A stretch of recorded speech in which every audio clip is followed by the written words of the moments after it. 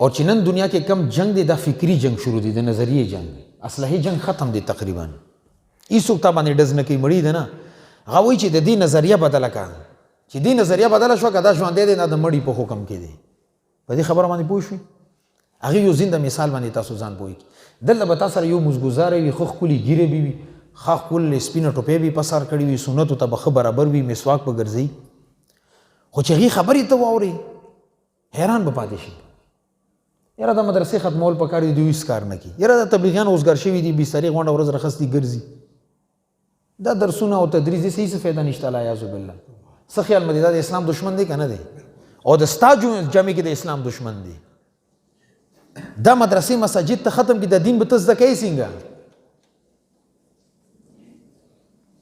بل آخري خبره ده دا خبره هم یاد ساتئ دې باندې به انشاءالله زه بیا تفصیلي گفتگو بیا چرته کوم دلته کې چې موږ د تبلیغي مراکز یا مساجد مراکز یا علما کل کار کوي یا موږ د ختم نبوت دفاع کو یا د صحابه کرامو دفاع کو یا د مسجد او مدرسې چوکیدارا کو دې کې الحمدلله د سیاسي علماو هم ډېر کردار دی که چېرې سیاسي علما نه وی که نه والله دوی به تاسو مې اذانونه بند کړي وو ښه دلته زما یو ملګری د مدرسې محتمم دی هغو خبره درته کوم د یورپ خبره نه کوم وایي یو ځل یو سرکاري کس راغلو ما ته یې پرچه راکړه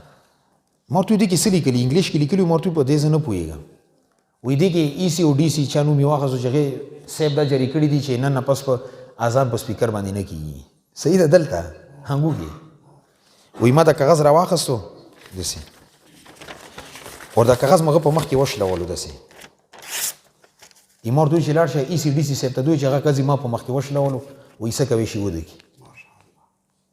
خو دې وروسته یو طاقت موجود دی که نه جماعت موجود دی سیاسي علما موجود دي ځکه در باندې راتلی نه شي کنی والله دا هم درته قسمې وري چې د مسجد کې به د اذان او اقامت ورنه نه وکړی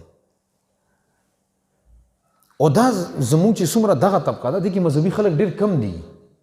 یا دا چې مجبوره دي بره نه چې اډر راشي خو دا غریبان خو د هغې نه مجبوره دي که نه ولې چې لال مسجد باندې چا حمله کوله هغه امریکې نه راغلي وو خو دا زما مسلمان ورور وکړو خو پاسه نه مجبور و چې دا کار به کوې د دې وجې نه زما خپله رایه دا ده چې سیاسي میدان کې علما ډېر زیات زوري دي پکار دي هغوی یو بل مثال درته پیش کړم تیر کال بنګلادیش کې یوه اجتماع وشوه د هغې تجزیه ما وکتله 52 لاک کسانو پکې شرکت کړی و او زمونږ د دواړه اجتماعګانې اوس نومبر کې وشوې دي دواړو اجتماعګانو کې 20 لاک کسان وو اول اجتماع کې 9 لاک و دویم اجتماع کې 11 لاک چې کومه تجزیه دوی کړې ده انالیسس والا 52 لاک کسان ډېر دي که 20 لاک ډېر دي 52 لاک صرف د بنگلادیش یو اجتماع کې خلک راځي هغې باوجود تاسو به حیران پاتې شئ دا اوس 13 کال کې 21 کسانی مذهبي رهنما ټول پنسي کړو هغه مذهبي رهنما چې چا مسجد کې یا ممبر کې حکومت خلاف خبره کړي چې د سیکولر حکومت دی د خلاف قدم اوچتول غواړي چې حکومت ته پته لګېدلې هغې پنسي کړی دی نو مفتي تقي عثماني صاحب دامت برکاتو مال یو ځای کې لیکلي چې زه سفر باندې یو بنګالي رانه تاسو کول ته عالم چې جی تاسو پاکستان کې تاسو نه زموږ اجتماع غټه مذهبي خلک ډېر مسجدونه ډېر مدارس هر څه ډېر هغې باوجود موږ دلته اسلامي نظام ولې نشو راوستی وایي ما ورته تاسو سیاست کې علما نشته پورا بنګلادیش اسمبلی کې یو عالم هم نشته هغه نقصان څه دی چې مسجد او منبر او محراب باندې به هغه خبرې کوي چې هغې درته وایي به صرف فضایل او مسایل خبردار چې چا خلاف خبره ونه کړي حکومت خلاف نه چې حکومت غلط کار کوي هغې ته لګام ورکول دا د علماو ذمه داري ده دی وجې نه سیاسي علماو ته په بد نظر مه ګوره اختلاف ورسره شته اختلاف په خپل ځای ساته او موږ عوام عجیبه ذهن دی پوډري نشهیي کنجر قاتل کا 4x4 ګاډي کې ګرځي په هغې نه خفه کېږي خو چې ملا وګوري بیا خفه وي چې دې سره د ګاډی کم ځای نه راغلی دا موږ ذهن جوړ دی چې د ملا ولې داسې خوشحالۍ کې ګرځي دې سره د ګاډ ولې دې ته د پروټوکول ولې میلاو شو د الله بنده په شرابي پروټوکول خوشحالېږي او په د عالم پروټوکول خفه کېږي ټیک دی نن دنیا کې ما د پروټوکول نشته ما سره ګاډی نشته خو ولې لازم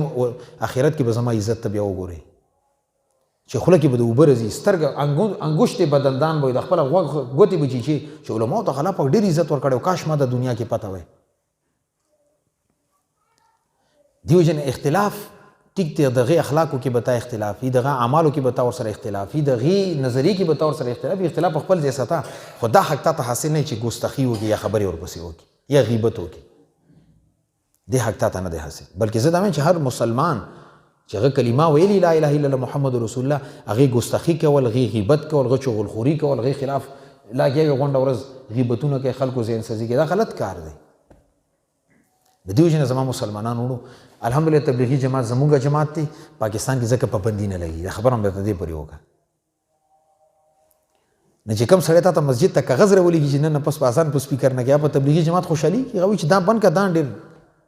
دا ټول علما طلبا د دغه ځای نه تېرېږي. ولې چې موږ سره مدرسه کې 100 طلبا وي، 90 پکې د تبلیغیانو کور والا وي. الحمدلله تبلیغ دا کار کړی، مدرسه یې آباده کړې ده. او دې نه بل عجیبه خبره درته وکړم، موږ سره الحمدلله چونکې د مختلف جماعتونو والا ملګري راځي،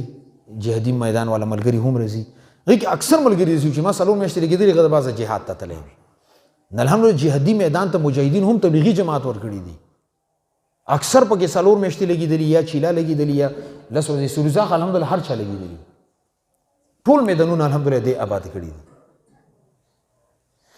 نو زما د خبرې مقصود دغه دی چې تبلیغي جماعت کې خلاف پابندي ولګي، دې پابندیانې موږ ته هیڅ تاوان انشاءالله نشي رسوي، بلکې دې نه موږ ته یو دا خبره هم معلومه شوه چې الحمدلله موږ په حق باندې یو ځکه پابندي ولګوله، که موږ غلط وي بې پابندي نه لګوله. او چې څومره د مخالف شور زیاتېږي دا د دې خبرې دلیل دی چې ته په حق باندې الحمدلله ستا کار نه هغې ته ډېر تکلیف دی ځکه چغې وایي. نه تبلیغي جماعت کار کړی دی، انقلاب یې راوستی دی، ځکه دوی ته تکلیف دی چغې سوري وایي چې دې مې پابندي ولګوه. او که دوی کار نه کولی بیا دوی ځان غلی کړی و چې هسې لګیا دي خوشي تشي ګرځي، هېڅ فایده یې نشته، پرېږده چې ګرځي ده. خو کار کوي الحمدلله، دا د دې خبرې دلیل دی. دې وجې نه تبلیغي جماعت ته خوشحالېدل پکار دي چې الحمدلله زما کار شته ځکه دې غریبانو ته تکلیف دی، اثر مشته، خلک مو بدل کو الحمدلله، خلکو انقلاب راغلی. دې وجې نه پابندي نه به خفه کېږي نه، بلکې اوس په تا ذمهداري څه ده، د تبلیغي جماعت سره به نور هم مضبوط ودرېږي، دې به مرسته کوي مالي طور باندې، جاني طور باندې. دوی ته نه هسې مال نه غواړي خو جان درنه غواړي چې روزه موږ سره تشکیل کې لاړ شه، هسې روزه ولګوه، چیله ولګوه، 4 میاشتې ولګوه، او دا به کوم که نه انشاءالله تبلیغي جماعت به مضبوطوم که نه انشاءالله. دا زموږ خپل جماعت دی اور انشاءالله ثم انشاءالله که چېرې باطلو دا خیال وي چې موږ به دوی سره څوک وڅوک پي تپوس ولني، تپوس لپاره انشاءالله دا علمای دیوبند بچي موجود دي، دی به انشاءالله تپوس هم کوي، جواب یې هم کوي، او دوی سره به انشاءالله شانه به شانه ولاړ هم. ټیک شو که نه انشاءالله.